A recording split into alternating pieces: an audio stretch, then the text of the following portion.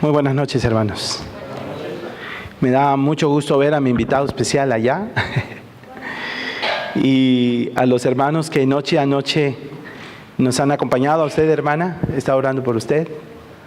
Y pues a los que noche a noche nos estamos dando cita aquí. Estoy muy contento porque mi esposa vino a visitarme. No es común. Normalmente, levanta la mano para que te vean. Casi siempre ando solo. No es fácil como pastor a veces ausentarse tanto tiempo de casa. Y agradezco a Dios porque mi esposa esta noche está conmigo. Bueno, el Dios de lo imposible, el tema de esta noche es vendrá. Va a venir. Y va a venir pronto. Muy pronto. Pero esta noche quiero comenzar haciendo alusión a un incidente que ocurrió hace algún tiempecito. El 29 de junio del 2005. En los cines, miles de personas hacían fila para entrar a ver el estreno de una película de Steven Spielberg. Y esa película era Guerra de los Mundos. Probablemente la vieron. El inicio de la película es muy sugestivo realmente, si la vieron. No le estoy pidiendo que la vean, por favor, ni vayan al cine. Pero no debo negar que la vi, no en el cine. Y el inicio de la película es sugestivo porque una voz en off, se ve la escena, se ve el planeta Tierra allá en el fondo. Y la cámara comienza a hacer un acercamiento, se va acercando al planeta Tierra y se escucha la siguiente voz que dice lo siguiente. Esa es la película, ¿no? Ups. Así dice. Lo he puesto allí. Nadie creería al principio del siglo XXI. ¿En qué siglo estamos? En el siglo XXI, así es. Y dice la voz, nadie creería al principio del siglo XXI que nuestro mundo estaba siendo observado por inteligencias superiores. Y lo he subrayado. Y que mientras los hombres atendían sus diversos asuntos, estos los observaban y estudiaban del mismo modo que un hombre escudriña con un microscopio las criaturas que se multiplican en una gota de agua. Y cuando la persona está diciendo, la cámara se va acercando al planeta Tierra y se ve una ciudad y se va acercando y se ve una casa y sigue diciendo, con infinita autocomplacencia los hombres iban y venían por el globo, seguros de su dominio sobre este mundo. Pero a través del abismo del espacio, inteligencias vastas, frías y hostiles, contemplaban nuestro planeta con ojos ¿qué? Envidiosos, y lentas pero seguras trazaron sus planes contra nosotros. Y entonces la película se carga de intensas escenas de destrucción debido a que vienen extraterrestres a destruir sistemáticamente todo lo que se encuentra en el planeta Tierra y con el fin de erradicar la vida humana, con el fin de destruir a los humanos. Bueno, Guerra de los Mundos es una de muchas películas que se han hecho y series de televisión que plantean el asunto de una probable invasión extraterrestre. Hay muchas películas sobre esto. Y que estos extraterrestres pues vienen a destruir el mundo. Hay muchas trilogías, incluso Guerra de las Galaxias, Día de Independencia, por solo mencionar algunas, y muchas otras que han salido. Y tal parece que todo el mundo, la sociedad contemporánea, está inquieta ante la idea de que de verdad un día vaya a ocurrir esto. Que un día se aparezcan en nuestros cielos seres de otros mundos que vengan a destruir nuestro planeta Tierra. Y yo les hago una pregunta, como todas las noches les hago una pregunta. ¿Será que eso va a ocurrir? ¿Tendrá la Biblia algo que decir acerca de estos posibles extraterrestres? Pues yo les digo que sí. Porque cuando la Biblia corre el telón de las cosas reveladas, sabemos que esa guerra ya comenzó. La guerra de los mundos ya comenzó. Y por cierto, las primeras acciones de esta guerra de los mundos no comenzaron en la tierra. El libro del Apocalipsis dice que la guerra comenzó en el cielo. Cuando dice la palabra de Dios que luchaban Miguel y sus ángeles contra el dragón y sus ángeles. Y pelearon unos contra otros. Y el dragón, Lucifer, el diablo, con sus ángeles, fueron expulsados del trono de Dios, de la presencia de Dios. ¿Y vinieron a dónde? A este planeta Tierra. Ya están aquí. Esos son los extraterrestres. La Biblia sí nos dice quién es el extraterrestre. Es Satanás, el diablo y sus ángeles. A través de la historia, en esta guerra entre Cristo y Satanás, porque nosotros le llamamos el gran conflicto. ¿Cómo le llamamos nosotros? El gran conflicto. Los adventistas tenemos una concepción singular de esto, que no tienen otras denominaciones. Nosotros entendemos que hay una guerra cósmica. Y la guerra no es entre el bien y el mal, es entre dos seres, entre Cristo y ¿quién? Y Satanás. No es entre el bien y el mal, no son conceptos. Es entre dos seres.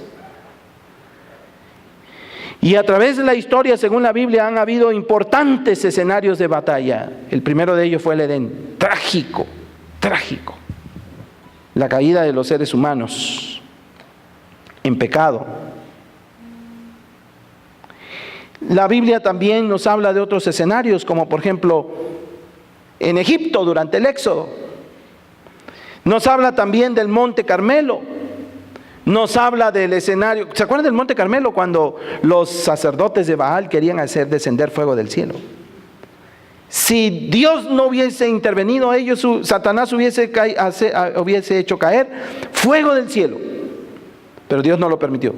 Y Elías oró y cayó fuego del cielo, porque la prueba era si caía fuego del cielo.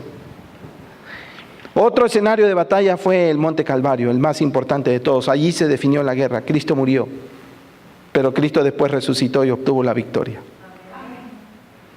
Pero la guerra no ha terminado. El gran conflicto de todos los siglos todavía continúa. La Biblia anticipa, sin embargo, que pronto será el desenlace de esta guerra. En la madre de todas las batallas, con la victoria de Cristo sobre todos sus enemigos. Y yo les aseguro algo, que si vieron esa película o han visto películas de destrucción de la tierra, las escenas que se ven en esas películas no son nada comparado con lo que pronto vamos a ver. Ni un cinematógrafo o de estos que hacen películas ha imaginado jamás lo terrible que serán las escenas finales de la historia de este mundo. Terribles. Y la Biblia nos revela cómo será. ¿Cuál sería la secuencia del desenlace del gran conflicto? Y yo quiero invitarles en esta noche a hacer un breve recorrido por Apocalipsis 19, 20 y 21. Y voy a pedirles que abran su Biblia. Los capítulos 19, 20 y 21 sugieren que hay una secuencia cronológica en tres momentos en el desenlace del gran conflicto. Apocalipsis 19 presenta la segunda venida de Cristo. ¿Y cuándo ocurre la segunda venida de Cristo? Después del capítulo 18. ¿Qué sucede en el capítulo 18? Pues nosotros leemos en el capítulo 18, en el versículo 1, sin explicarlo todo, dice: después de esto vi otro ángel descender del cielo con gran poder, y la tierra fue alumbrada con su gloria. Y con esto se anticipa que la predicación del Evangelio se terminará de manera triunfante en este mundo, como yo lo prediqué el sábado aquí para los que vinieron el sábado. Y luego de la predicación triunfante, entonces viene el capítulo 19. Apocalipsis 19 es una vívida representación de la segunda venida de Cristo. Y se da esta venida en un marco de acciones de guerra. ¿Y qué hay en una guerra? Dos ejércitos frente a frente. Y por un lado, los venidos del espacio. Miren lo que dice Apocalipsis. Pues, vamos a ver. Es que el hermano me hace un ladito allí. Gracias. Ahí está. Ahora sí, vamos a ver. Se me hace que es la batería ya. ¿Le das a la siguiente? ¿A la siguiente? Ahí está. ¿Me vas a ayudar ahora? Sí. Allí dice: vi un cielo abierto, y he aquí un caballo blanco, y que lo montaba se llamaba Fiel y Verdadero. Y con justicia él juzga y hace ¿qué cosa? Guerra. Y sigue diciendo: los ejércitos, fíjense lo que dice, lo he subrayado. ¿Los qué? Ejércitos. En el cielo le seguían en caballos blancos, vestidos de lino fino, blanco y limpio. Millones de ángeles acompañarán a Jesús en su segunda venida. Ahí está el primer escenario de guerra. Los venidos del espacio vienen a este planeta. Y por el otro lado está el otro ejército. Vi a la bestia, dice el versículo 19, y a los reyes de la tierra. ¿A quiénes dice? A los reyes. Es decir, los que gobiernan la tierra, los presidentes de las naciones, los gobernadores. Y a sus, ¿qué cosa? ¿Quién es el comandante en jefe del ejército de un país? El presidente, así es. No sé si será Trump en ese momento, o Peña Nieto en su momento, o quien sea. Pero la Biblia sencillamente dice que vio a la bestia, al enemigo de Dios, el enemigo espiritual en esta tierra, a los reyes de la tierra, a los gobernantes de este planeta, a sus ejércitos, y luego agrega, congregados, ¿para qué? Para hacer la guerra. ¿Contra quién? Contra el que estaba montado sobre el caballo y contra su ¿qué? Ejército. ¿Y dónde están ellos? ¿En dónde están? En los aires, tal y como lo pintan las películas. La segunda venida de Cristo, hermanos, será literalmente, yo les digo, una invasión extraterrestre. La segunda venida será una invasión extraterrestre, claro que sí. ¿Y saben por qué? Porque ¿qué significa extraterrestre? Que no vive aquí en la tierra, que viene de afuera. Satanás ha estado lavándonos el coco con ese asunto de los extraterrestres. Él quiere hacer creernos que los que vienen del espacio vienen a hacernos daño. Está preparando a la humanidad para rechazar la segunda venida de Cristo. La aparición de objetos voladores y todo eso, yo los he visto. Son obra de Satanás para hacernos creer que vienen seres de otro planeta a destruirnos, cuando el único que vendrá en los cielos, dice la Biblia, será Cristo y sus ángeles. Amén.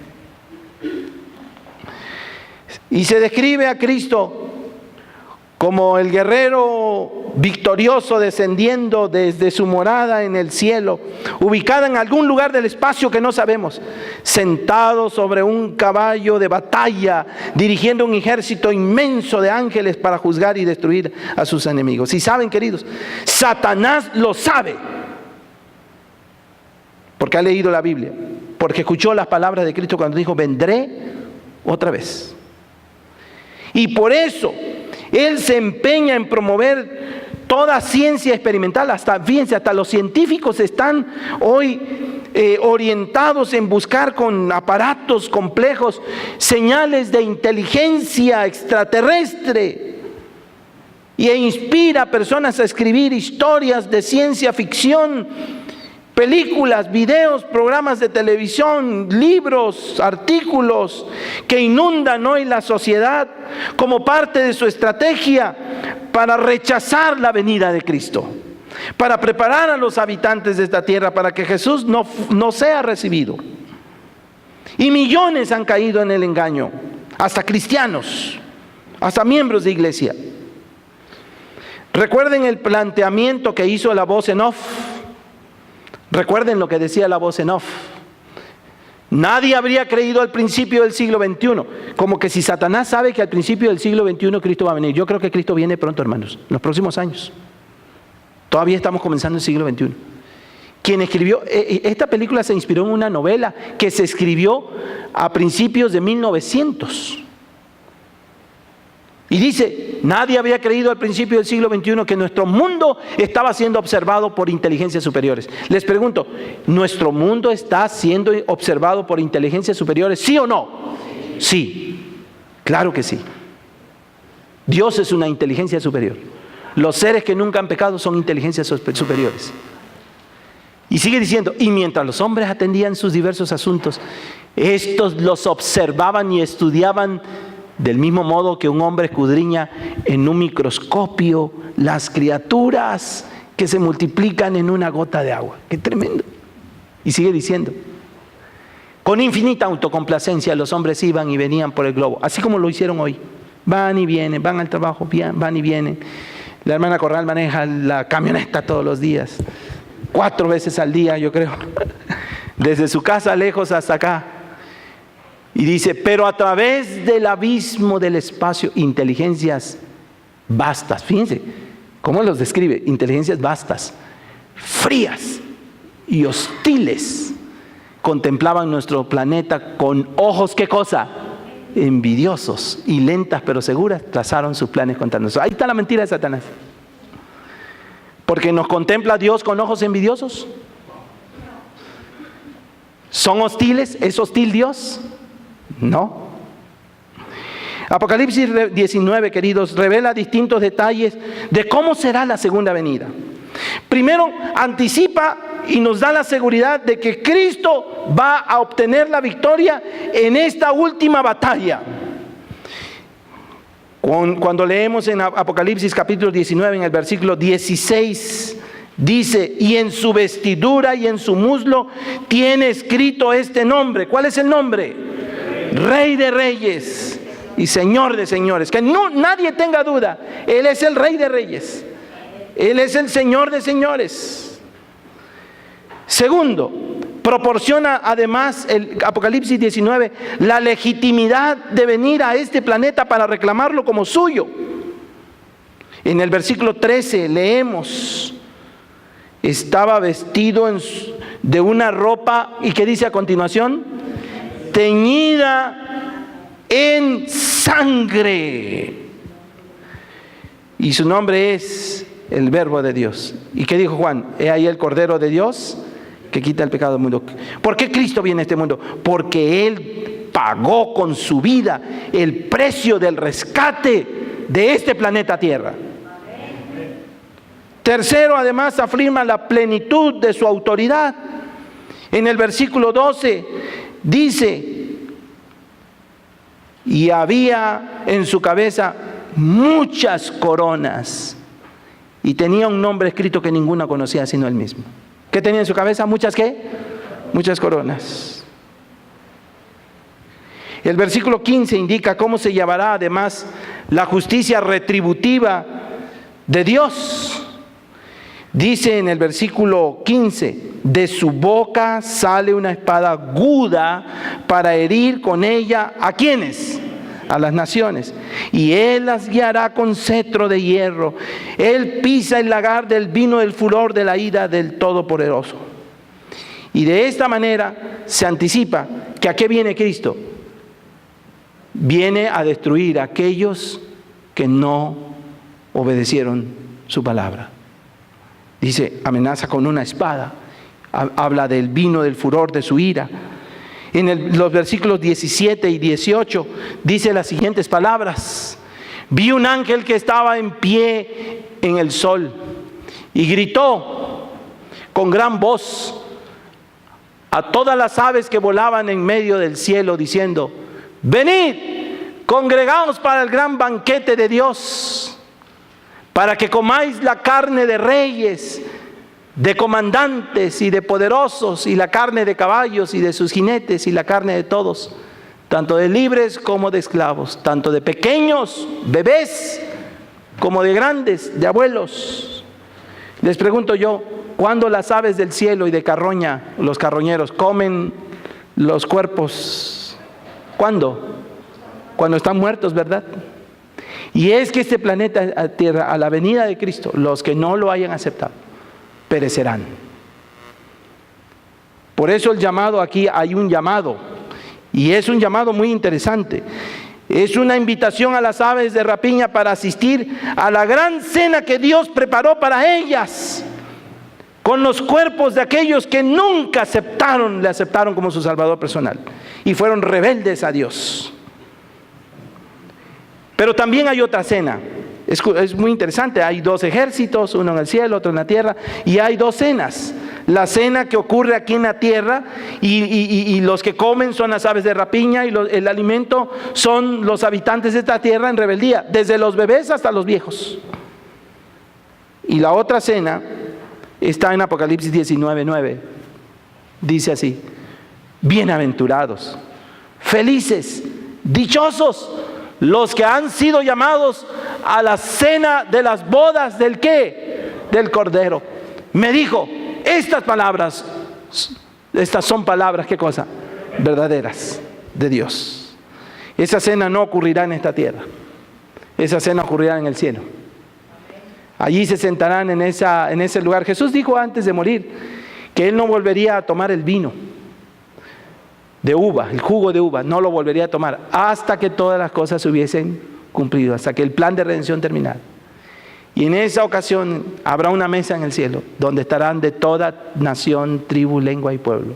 Será una fiesta de recepción en el cielo. Yo quiero estar allí. ¿Quieren ustedes estar allí?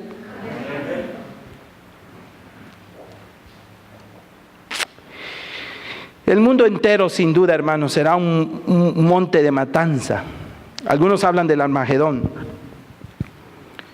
Y muchos creen que va a ocurrir en Siria. Y hay iglesias que hablan de esto, y que Rusia, y que Estados Unidos. Nada que ver, hermanos. Que China, nada que ver. Porque Armagedón es una palabra compuesta en hebreo que se escribe Har Megido. Hace algunos años que estuve en Israel, yo visité ese lugar. ¿Por qué es importante ese lugar? ¿Por qué es famoso? Porque era el lugar donde normalmente ocurrían las batallas de Israel contra sus enemigos. Y muchas veces Dios en ese lugar se manifestó de una manera sobrenatural para matar a los enemigos del pueblo de Dios. Como cuando Sennacherib, que mató a todo el ejército en una noche. Miles. ¿Qué significa Armagedón? Significa monte de la matanza. Este mundo se va a convertir en un Armagedón a la venida de Cristo, en un monte de matanza. Nadie va a sobrevivir quien no haya aceptado a Cristo como su Salvador personal. El mensaje es claro: no sobrevivirá ningún ser humano rebelde, sea grande o chico, rico o pobre. La profecía de Daniel sobre la piedra que pulveriza la estatua confirma al afirmar: se los llevó el viento sin que de ellos quedara rastro alguno. ¡Qué tremenda! Apocalipsis 19 también nos revela que en ocasión de la segunda venida, la justicia retributiva de Dios y la victoria de Cristo se manifestará en esta ocasión contra algunos de sus enemigos. La bestia, número 1, el falso profeta y las multitudes que cayeron bajo el engaño de ellas. Leamos, dice así: y la bestia fue tomada prisionera junto con el falso profeta que había hecho delante de ella las señales con que había engañado a los que recibieron la marca de ¿qué? Y adoraban su ¿qué? Su imagen. Sí, seguimos. Ambos, estos son poderes espirituales al servicio del enemigo. Algún día hablaremos de eso. Fueron lanzados vivos al lago de fuego ardiendo en azufre. Los demás, o sea, sus seguidores, fueron muertos con la espada que salía de la boca del que estaba sentado sobre el caballo. Y todas las aves se hartaron de la carne de ellos. Morirán los enemigos espirituales del Señor, pero también morirán todos aquellos seguidores, y luego las aves se hartarán de ellos. ¿Y qué es lo que sigue? Hasta allí se cierra el capítulo. Hasta allí se cierra la segunda venida. A partir de allí entonces comienza una nueva etapa. Este mundo queda en destrucción y comienza, vamos al capítulo 20. Y a partir después de la segunda venida, cuando nadie sobrevive en este planeta, comienza un periodo al cual la Biblia le llama el milenio. ¿Cómo le llama? El milenio. El milenio. Vamos. 1000 años. Dice así la palabra de Dios: vi un ángel que descendía del cielo y tenía en su mano la llave del abismo y una gran cadena. Él prendió al dragón, aquella serpiente antigua que es el diablo y Satanás, y le ató ¿por cuánto tiempo? Por 1000 años. Muy interesante. Y sigue diciendo, no terminé la cita: lo arrojó al abismo y lo encerró, y lo selló sobre él para que no engañase más a las naciones, hasta que se cumpliese ¿cuánto tiempo? 1000 años. Después de esto, es necesario que sea desatado por un poco de tiempo. La mayoría de las iglesias, con excepción de la nuestra, creen que los 1000 años serán 1000 años de paz. Y serán 1000 años de oportunidad para los habitantes de este planeta que no creyeron. Pero eso no es compatible con lo que enseña la Biblia, porque ya leímos en el 19 que a la venida de Cristo los que no le hayan aceptado como Salvador personal morirán. Entonces no hay ningún periodo de paz y de oportunidad. Y el argumento es que dicen, es que Satanás será encerrado, no podrá engañar a nadie. Pero vamos a explicarlo en esta noche. ¿Por qué no puede engañar? Es muy sencillo, porque no hay nadie. Porque no hay nadie. El término milenio viene de dos palabras del latín, milé y annum. Milanum significa 1000 años, es literal. Este periodo solamente se menciona en el libro del Apocalipsis. Y a fin de entender esta profecía y comprender claramente su significado, primero necesitamos saber cuándo comienza y cuándo termina. ¿Y qué sucede durante ese periodo de tiempo? Vamos a explicarlo. El milenio está delimitado, queridos hermanos, por 2 resurrecciones. Una al principio y otra al final. La resurrección para vida al principio de ese periodo, o sea, habrá una resurrección para los que van a recibir vida eterna al principio del periodo, y la resurrección para muerte al final de ese tiempo, en el juicio final, después de 1000 años. Noten lo que la Biblia dice acerca de los que participan en la primera resurrección. En la primera resurrección. ¿Me ayudan allá atrás? Gracias. Noten lo que dice la Biblia. La primera. Esta es la primera resurrección. Y miren lo que dice de los que resucitan en esta resurrección. Esta dice, bienaventurado, dice, feliz, dichoso, dice, y santo el que tiene parte en ¿cuál resurrección? Los que resucitan en la primera son felices, que a todo dar.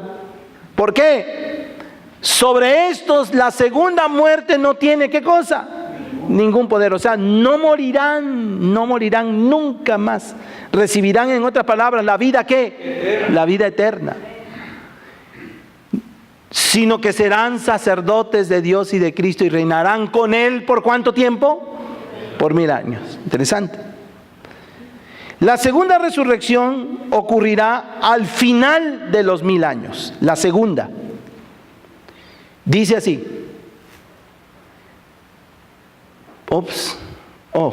¿Qué pasó allí? Sí.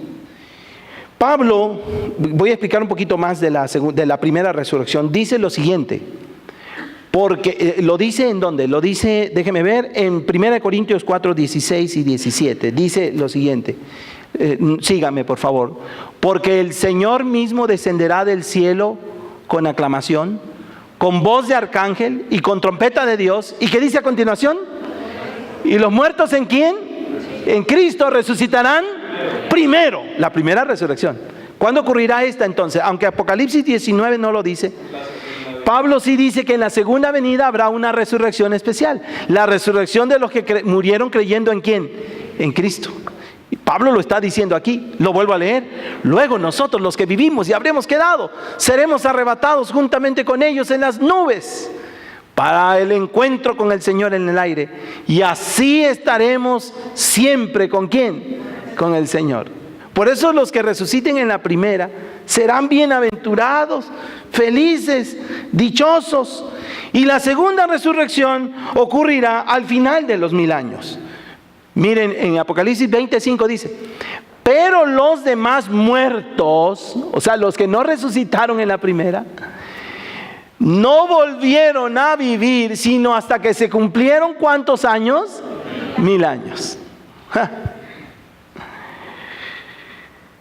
Fíjense que Pablo, en otra ocasión, aunque no habla directamente, pero sí lo infiere, él presenta una secuencia cronológica entre las distintas resurrecciones de las que se hablan en la Biblia. En 1 Corintios 15, 23 al 24, leemos lo siguiente. Fíjense lo que dice Pablo: pero cada uno en su ¿qué? En su orden. O sea, hay un orden en las resurrecciones. Y dice, Cristo... Fíjense, ¿quién resucitó primero? Cristo. ¿Y luego quiénes? Las primicias. ¿Se acuerdan que los evangelios dicen que cuando Cristo resucitó, un grupo de personas también resucitó a la muerte de Cristo? No sabemos sus nombres, nada más se dice una vez, lo dicen los evangelios. No sabemos quiénes somos, solamente sabemos que esos son las primicias. Y agrega, luego, ¿los que son de quién? Los que resuciten en la segunda venida. Y luego agrega, después, ¿qué cosa? El fin. Interesante el orden cronológico que Pablo establece sobre las resurrecciones. Cuando Él entregue el reino al Dios y Padre, cuando ya haya anulado todo principado, autoridad y poder. ¿Cuándo va a ocurrir eso? Según sabemos en el Apocalipsis, después de 1000 años. Interesante, las escrituras son bien claras. El texto, si se dan cuenta, infiere distancia temporal entre uno y otro evento. San Pablo también establece que Cristo no entregará el reino a Dios el Padre hasta que haya destruido a todos sus enemigos, y incluyendo al último de sus enemigos. ¿Y saben cuál es el último de sus enemigos? No es Satanás. Leemos: porque es necesario que Él reine hasta poner a todos sus enemigos debajo de sus pies. El último enemigo que será destruido es ¿qué cosa? La muerte. Y no es que la muerte sea un ser, sino es una manera de decir que nunca más nadie morirá. Nadie. Qué hermoso, ¿no? Por eso es lindo repetir constantemente: vi un cielo nuevo y una tierra nueva. Las primeras cosas pasaron. No habrá allí llanto, ni dolor, ni muerte. La muerte será destruida, hermanos. Nunca más temeremos morirnos. Nunca nos asustará la muerte. Así Pablo reconoce intervalos de tiempo entre resurrecciones, entre una y otra. De manera que la destrucción de la muerte es el acto final del reino de Cristo en el gran conflicto entre el bien y el mal.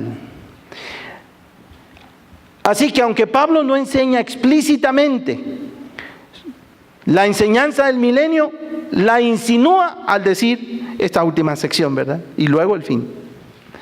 Según Apocalipsis 20, la segunda venida de Cristo será seguida de un gran plan para confinar a su grande enemigo, el más grande criminal que el universo haya conocido. ¿Para qué es los 1000 años? Los 1000 años tienen dos propósitos. El primero es atar a Satanás. ¿En qué sentido? Vamos a leerlo y lo vamos a explicar otra vez. Vi un ángel que descendía del cielo y tenía en su mano la llave del abismo y una gran cadena. Fíjense lo que tenía: la llave del ¿qué? El abismo. ¿Y una gran qué? Cadena. Ahora, recuerden que el Apocalipsis es simbólico. ¿Es un libro qué cosa? Simbólico. Cuando dice que Cristo viene en un caballo, no es más que para decir que viene como un general de ejército. ¿Se acuerdan las pinturas sobre Napoleón Bonaparte? En un caballo, con un ejército, como el campeón, como el general. Son imágenes nada más para representar una verdad. Y dice, y el ángel, él prendió al ángel, aquella serpiente antigua. Ahora, ¿Satanás es una serpiente? ¿Es una serpiente? No, es una manera de representarlo. ¿Ok? Entonces dice, él prendió al dragón, aquella serpiente antigua. ¿Quién es? ¿Quién es? Ahora sí, ¿quién es? Da el significado, el diablo y Satanás. Y le ató por 1000 años. Lo arrojó al abismo. Y lo cerró. Y lo selló sobre él para que no engañase más a las naciones hasta que se cumpliesen los 1000 años. Después de esto, es necesario que sea desatado por un poco de tiempo. No sé si comienzan a darse cuenta de algunas enseñanzas. Satanás primeramente es encerrado ¿en dónde? ¿En qué lugar? En el abismo. Ahí dice. Lo encerró ¿en dónde? En el abismo. Dicen, léalo. Lo arrojó ¿a dónde? Al abismo. Ahora, ¿qué es el abismo? ¿Es algo que está allá abajo que no vemos? Bueno, Génesis 1:2 usa la palabra al abismo. Si queremos saber qué es el abismo, tenemos que ir a la Biblia y no especular. Para descubrir, cuando vamos al Génesis 1:2, que abismo se refiere a la tierra inhabitada antes de la semana de la creación. Dice Génesis 1:2, la tierra estaba desordenada y vacía, y las tinieblas estaban sobre la faz del ¿qué? ¿De qué dice a continuación? Del abismo. ¿Qué es el abismo? ¿Dónde está el abismo? Es esta tierra que está inhabitada, desordenada y vacía. Y es que así quedará la tierra luego de la segunda venida de Cristo. Sin luz, así es.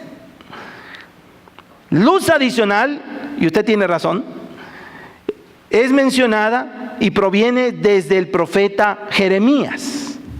El profeta Jeremías escribe en Jeremías 4, 23 al 26, así: miré la tierra y he aquí que estaba sin orden y ¿qué más? Y vacía. Miré los cielos y no había en ellos ¿qué cosa? Luz. Miré las montañas y he aquí, ¿qué le pasaba a las montañas? Temblaban. ¿Se acuerdan que a la venida de Cristo va a haber un gran qué? Un gran terremoto. No será un terremoto que se sentirá en un solo lugar, será un terremoto mundial. Y la tierra va a quedar temblando por años y años, casi 1000 años, porque la venida de Cristo será algo terrible. Todas las colinas se estremecían, dice el profeta, porque él lo vio. Y miré y he aquí, no había ¿qué cosa? No había hombre. ¿Por qué? Porque los hombres murieron a la muerte de Cristo. Y todas las aves del cielo habían ¿qué cosa? Habían huido. Miré y he aquí, la tierra fértil era un desierto. Todas sus ciudades, entre paréntesis Chihuahua, habían sido devastadas ante la presencia de ¿quién? De Jehová. Miren, está hablando de la segunda venida. Ante el ardor de su ira. Así quedará el planeta, un abismo. Por lo tanto, toda la tierra a la venida de Cristo llegará a ser un gran abismo, una cárcel para Satanás y sus espíritus demoníacos. Serán encerrados y no podrán engañar, porque nadie vivirá. Y simplemente vivirán ellos para mirar el resultado de sus acciones de rebeldía y maldad. Otro detalle se agrega a este cuadro. Durante el milenio, Satanás, decía yo, que será guardado para que no engañe más a las naciones, porque ya no puede influir ni en los justos que están en el cielo, ni en los impíos, porque esos están muertos. El profeta Isaías anticipa germinalmente los acontecimientos del milenio. Y noten ahora lo que dice el profeta Isaías. Acontecerá en aquel día que Jehová castigará en lo alto al ejército de lo alto. Se refiere a los espíritus que están en los aires. Y en la tierra los reyes de la tierra. Ellos serán agrupados como son agrupados los prisioneros en la mazmorra. En la cárcel quedarán encerrados. Y después de ¿cuántos? Muchos días serán castigados. La enseñanza de la Biblia es bien clara, ¿no es cierto? Serán los 1000 años de paz. y oportunidad? No, queridos. Mientras Satanás esté confinado en los límites geográficos de esta tierra, porque no podrá salir de este planeta, eso sí se los aseguro. La Biblia es bien clara. Apocalipsis muestra otra escena, Apocalipsis 20. Muestra a los santos sentados con Cristo, allá en algún lugar que no sabemos del espacio, enamorada de Dios, sobre tronos celestiales y con autoridad para juzgar. Leamos Apocalipsis 24. Miren lo que dice Apocalipsis 24, ya lo habíamos leído. Y vi tronos, y se sentaron sobre ellos, y se les concedió hacer ¿qué cosa? Juicio. Y vi las almas de los que habían sido degollados, de los degollados, por causa del testimonio de Jesús y por la palabra de Dios. Ellos no habían adorado a la bestia ni a su imagen, ni tampoco recibieron su marca en sus frentes ni en sus manos. Ellos volvieron a vivir y reinaron con Cristo. ¿Por cuánto tiempo? Por 1000 años. ¿Qué harán los santos en los cielos? Dios, una de las razones de los 1000 años es que Dios tiene que ser vindicado. Dios tiene que ser justificado, vindicado. Porque podrían decir ustedes, si ustedes fueran salvos, dirán, ¿por qué el pastor Lozano no vino? Y no está aquí. Dios es injusto. No. Porque durante los 1000 años los libros se abrirán y mostrarán los secretos de todos los hombres. Todo será sabido. Nada quedará oculto. Nada. Y entonces ustedes dirán, ahora entiendo. ¿Por qué no vino mi papá? ¿Por qué no está aquí mi hermano? ¿Por qué no está el pastor? ¿Por qué no está esta persona tan buena que era? ¿Por qué no está mi cónyuge? Porque descubriremos los secretos que nunca fueron confesados ante Dios. Y al término del juicio, los santos dirán, justo eres Dios en todos tus caminos. Nadie tendrá duda de la justicia total de Dios y de su amor. Amén. Por eso los 1000 años. De esta manera se cumplirá lo que San Pablo establece en 1 Corintios 6, 2 y 3. No la puse la cita, pero la pueden anotar. Pablo en 1 Corintios 6, 2 y 3 dice, ¿o no sabéis que los santos van a juzgar al mundo? Durante el milenio se expondrán los registros de todos nosotros, o de los perdidos, mejor dicho. Serán expuestos los secretos más celosamente guardados y los propósitos ocultos en la mente.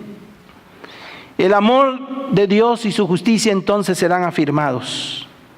Y al final del juicio habrá solo una respuesta por parte de quienes inspeccionaron los registros.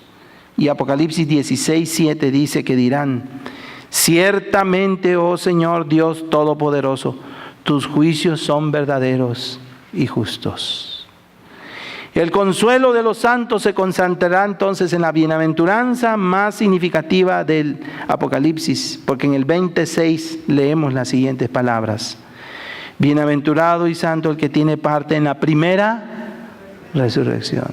Aunque haya hecho cosas terribles, pero se confió a los brazos de Jesús, nadie tendrá memoria, ni nadie podrá revisar esos registros, porque Cristo con su sangre los limpió. ¿No es maravilloso eso? No hay cosa que hayas hecho en el pasado tan mala y horrible, ni hagas hoy, ni estés haciendo hoy, ni siquiera que vayas a hacer mañana, que la sangre de Cristo no pueda limpiar. Amén. No volverán a morir más, porque como dice Apocalipsis versículo 6, en el 20 dice, la segunda muerte no tiene potestad sobre estos. Alabado sea el Señor. Y entonces el juicio final. Vamos a la última parte. Son 3 escenas, dije. La primera venida, el milenio y luego el juicio final. Antes de que el diablo y sus huestes sean aniquilados, En lo que la Biblia llama el lago de fuego, ocurre el juicio final. Leemos en Apocalipsis capítulo 20, 11 al 15 así. Vi un gran trono blanco y al que estaba sentado sobre él, de cuya presencia huyeron la tierra y el cielo, y ningún lugar fue hallado para ellos. Vi también a los muertos. ¿Quiénes habían estado muertos? Los que no creyeron en Cristo. Vi también a los muertos grandes y pequeños. ¿Se acuerdan que decía que morirán grandes y qué? Y pequeños. Que estaban en pie delante del trono. Y los libros fueron abiertos nuevamente. Y otro libro fue abierto, que es el libro de la vida. Los que no están allí morirán.